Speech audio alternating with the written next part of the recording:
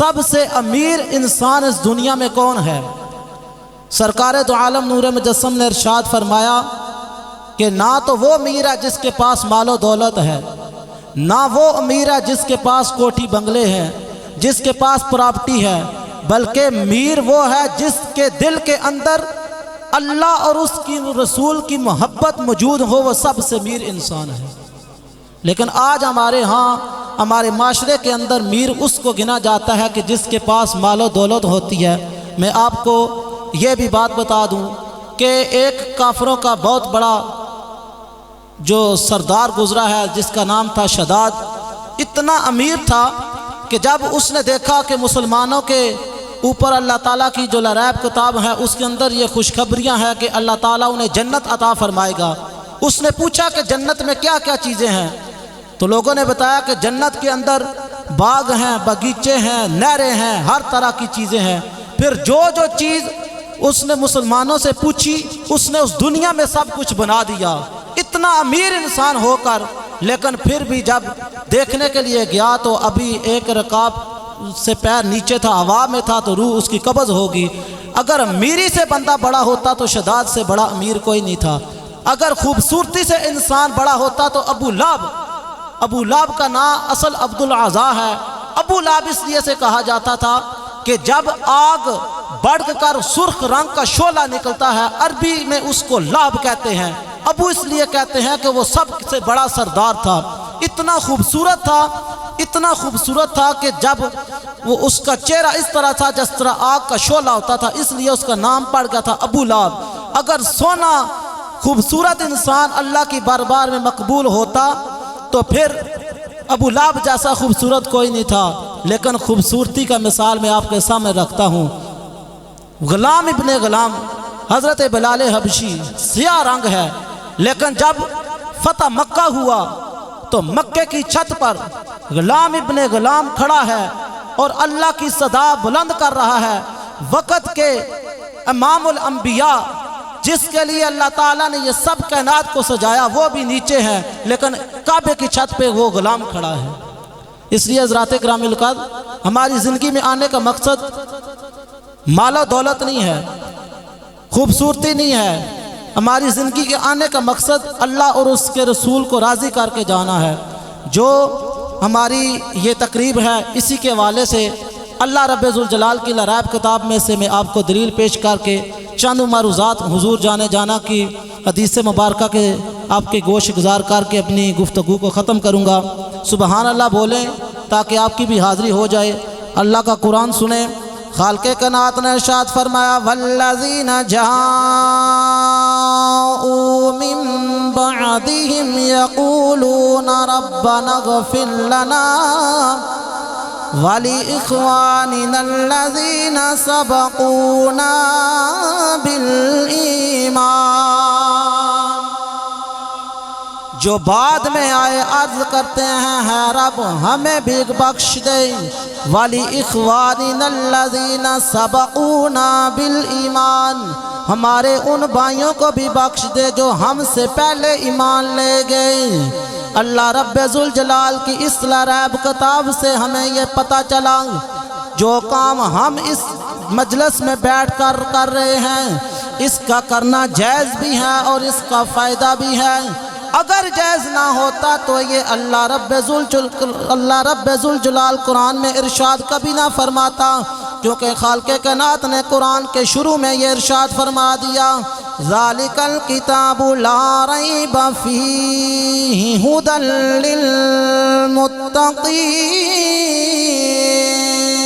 للمتقین، یہ وہ کتاب ہے جس میں کسی قسم کی شک کی کوئی گنجائش باقی نہیں ہے۔ کس کے لیے؟ ھدی المتقین، متقین لوگوں کے لیے۔ اب جو قرآن کا انکار کرے وہ تو اسلام سے ہی خارج ہو جاتا ہے۔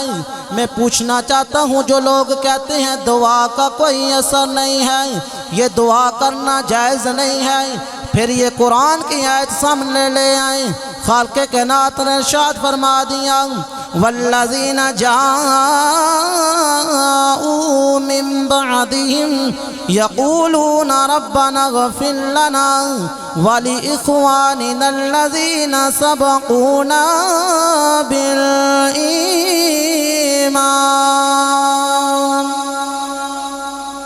اللہ رب ذوالجلال نے ارشاد فرمایا کہ جو ان کے بعد آئے وہ عرض کرتے ہیں ہمارے رب ہمیں بھی بخش دے اور ہمارے ان بھائیوں کی بھی بخشش فرما دے جو ہم سے پہلے سبقت لے گئے، ایمان کے ساتھ چلے گئے۔ اور سرکار دو عالم نور مجسم نے ارشاد فرمایا کہ جب بندہ مومن اس دنیا سے چلا جاتا ہے اعمال نامے کا سلسلہ منقطع کر دیا جاتا ہے، لیکن تین چیزیں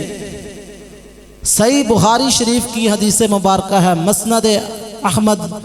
بن حنبل کی حدیث مبارکہ ہے، ہر جو سیاستہ کی کتاب اس کے اندر یہ موجود ہیں یہ حدیث مبارکہ۔ سرکار دو عالم نور مجسم نے ارشاد فرمایا ولد صالح یدعو لہ،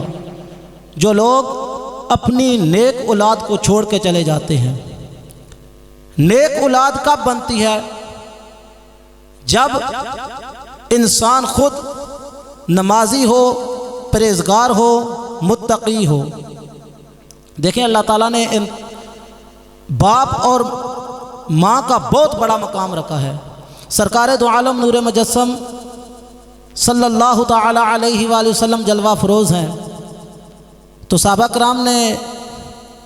سرکار دو عالم نور مجسم نے ارشاد فرمایا کہ جس نے اپنے والد گرامی کا چہرہ خوشی کی نگاہ سے ایک دفعہ دیکھ لیا اسے ایک مقبول حج کا ثواب ہے۔ آپ یہاں سے جائیں، پاسپورٹ تیار کروائیں، پیسہ جمع کروائیں، کتنے لاکھ لگائیں، پھر جا کر سارے رکن ادا کریں، واپس آئیں تو آپ کو گارنٹی کوئی نہیں ہے کہ میرا حق حج مقبول ہے یا نہیں ہے، لیکن یہ گارنٹڈ یہ بات یہ ہے سرکار نے فرمایا کہ جس نے خوشی کی نگاہ سے ایک دفعہ اپنے والد گرامی کا چہرہ دیکھ لیا اسے ایک مقبول حج کا ثواب ہے۔ صحابہ کرام رضوان اللہ تعالی علیہ اجمعین نے عرض کی یا رسول اللہ صلی اللہ تعالی علیہ وسلم اگر کوئی بندہ زیادہ بار دیدار کرے، سرکار دو عالم نور مجسم نے فرمایا وہ جتنی بار دیدار کرے گا اتنے مقبول حجوں کا ثواب اس کے اعمال نامہ میں لکھا جائے گا۔ تو بے ثواب کس طرح ہو جب انسان خود نماز ادا نہ کرے، پھر اپنی اولاد کو وہ کیسے کہہ سکتا ہے؟ ہمارے استاد محترم ارشاد فرماتے تھے کہ دیکھو عمل اسی بات کا ہوگا اور بات بھی وہی قابل قبول ہوگی، پہلے سب سے انسان خود عمل کرے پھر دوسروں کو جب کہے گا تو اس میں اثر ہوتا ہے۔ اگر انسان خود نماز نہیں ادا کر رہا پھر اپنے بچوں کو کہہ رہا کہ بچوں نماز ادا کرو، وہ کیسے کریں گے؟ اگر آپ خود نماز ادا کر رہے ہیں میرا خیال یہ کہتا ہے کہ آپ کو کہنے کی کوئی ضرورت نہیں ہے۔ سرکار نے فرمایا کہ بچے جو ہوتے ہیں یہ مول کی طرف دیکھ کر پروان چڑھتے ہیں، جس طرح آپ کا مول ہوگا اسی طرح بچے آپ کے پروان چڑھیں گے۔ سرکار دو عالم نور مجسم نے ارشاد فرمایا ولد صالح یدعو لہ، نیک اولاد جو آپ انسان پیچھے چھوڑ کے جاتے ہیں وہ اس کے لیے صدقہ جاریہ ہے، کیونکہ اور وہ کچھ کرے نہ کرے اہتمام، اگر وہ 5 وقت کی نمازی ہو، ایک جو دعا ہے اللہ کے جلیل القدر پیغمبر جناب حضرت ابراہیم علیہ السلام آپ نے دعا فرمائی، اللہ تعالیٰ کو وہ دعا اتنی پسند آئی کہ اللہ تعالیٰ نے اسے 2 جگہ محفوظ کر دیا، اسے قرآن کی بھی زینت بنا دیا اور اسے نماز کی بھی زینت بنا دیا۔ آؤ میں آپ کو سناتا ہوں، خالق کائنات نے ارشاد فرمایا رب اجعلنی مقیم الصلاۃ ومن ذریتی ربنا وتقبل دعاء، ہے میرے رب ہمیں بھی بخش دے اور ہماری کچھ اولاد کو ان کو نماز قائم کرنے والا بنا دیں۔ اور پھر فرمایا ربنا اغفر لی، ہمیں بخش دیں، والدیّ اور ہمارے والدین کو بھی بخش دیں، ربنا اغفر لی والدیّ وللمؤمنین، اور تمام مسلمانوں کو بھی بخش دیں یوم یقوم الحساب۔ اور جب قیامت کے دن حساب ہوگا۔ کتنی پیاری دعا ہے، ہمیں بھی بخش دے، ہمارے والدین کو بھی بخش دے، اور تمام مسلمانوں کو بخش دے جس دن حساب ہوگا۔ تے دوسری سرکار دو عالم نور مجسم کی حدیث مبارکہ ہے، او علم ينتفع به، کہ جو انسان ایسا علم چھوڑ کے چلا جائے، کسی کو کوئی قرآن کی تعلیم دے کے چلا جائے، کسی کو حدیث کی تعلیم دے کے چلا جائے، یا کوئی اپنے شاگرد پیچھے چھوڑ دے، جب تک وہ سلسلہ چلتا رہے گا اس کے اعمال نامے میں یہ ثواب لکھا جاتا رہے گا۔ پھر تیسری حدیث مبارکہ فرمایا صدقۃ جاریۃ، جو کوئی صدقہ کر کے چلا جائے۔ صدقہ کئی قسم کا ہوتا ہے، کوئی رستہ بنا کے جائے، کوئی مسجد تعمیر کر کے چلا جائے، کوئی کنواں کھدوا دے، یا کوئی بھی فلاحی ایسا کام کر دے جس کے لوگوں کو فائدہ ہوتا رہے، یہ بھی سرکار نے فرمایا کہ اس کا ثواب اس کو قبر میں پہنچتا رہے گا۔ سرکار دو عالم نور مجسم نے ارشاد فرمایا کہ کچھ لوگ مریں گے تو گناہوں کے گٹھڑیاں لے کر قبر میں جائیں گے، لیکن جب کل حشر کے دن اٹھیں گے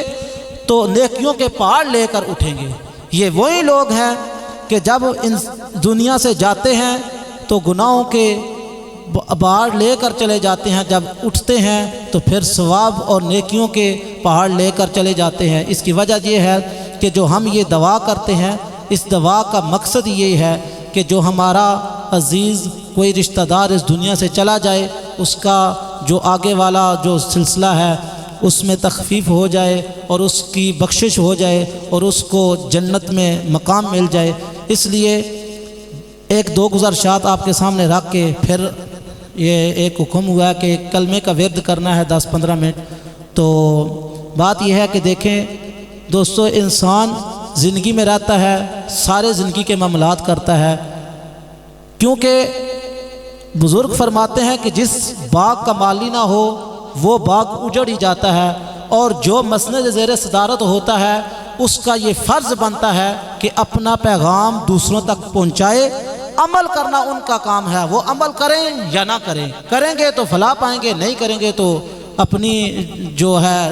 زندگی کا وہ خمیازہ بھگت لیں گے۔ لیکن میں اکثر اوقات یہ بات عرض کرتا ہوں کہ دیکھیں انسان اگر شادی پہ جا رہا ہے، اس کو پتہ ہوتا ہے میں نے شادی پہ جانا ہے، وہ پورا اس کا انتظام کرتا ہے،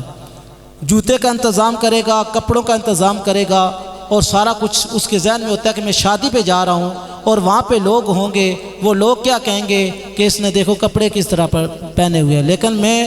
بڑی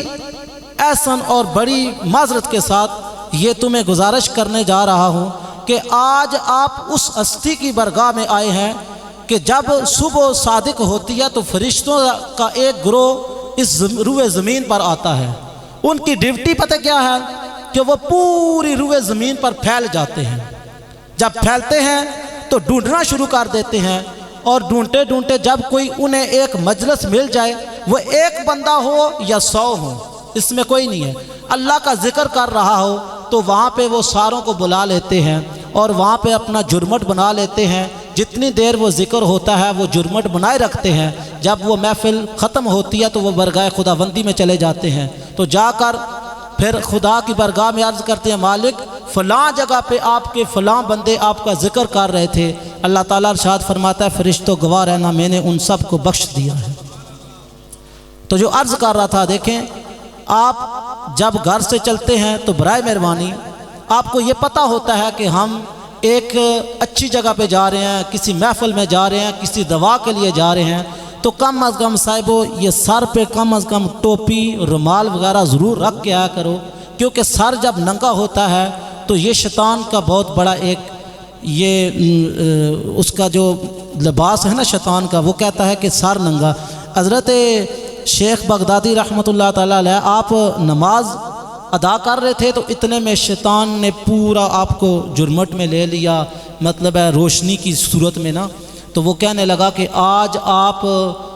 اللہ کے بہت برگزیدہ اور مقبول ہو چکے ہیں، آپ سارا کچھ یہ عبادت ساقط کر دیں۔ اتنا پروٹوکول دیا، چونکہ روشنی کا عالم ہو گیا، جیسے نور علی نور جگہ ہوگی،